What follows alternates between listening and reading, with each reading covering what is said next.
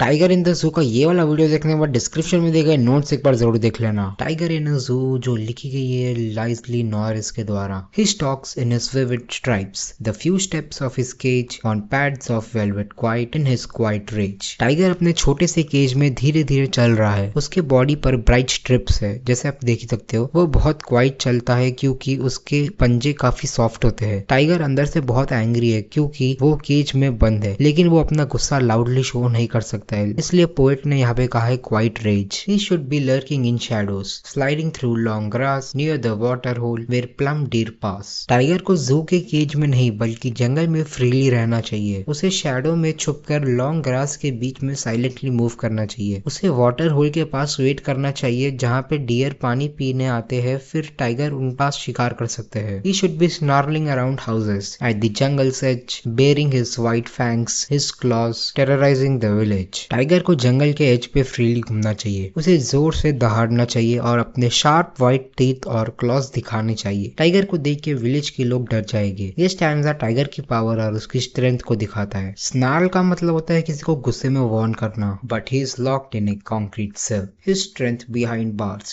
Stocking the length of his cage ignoring visitors. लेकिन tiger जंगल में फ्री नहीं है। वो एक कंक्रीट के पिंजरे में बंद है। उसकी स्ट्रेंथ बार्स के पीछे बंद हो गई है। वो केज के एक एंड से दूसरे एंड तक बार बार चलते रहता है। वो विजिटर्स को इग्नोर करता है क्योंकि वो अनहैप्पी और एंग्री है। He hears the last voice at the night, the patrolling cars, and stares with his brilliant eyes at the brilliant stars.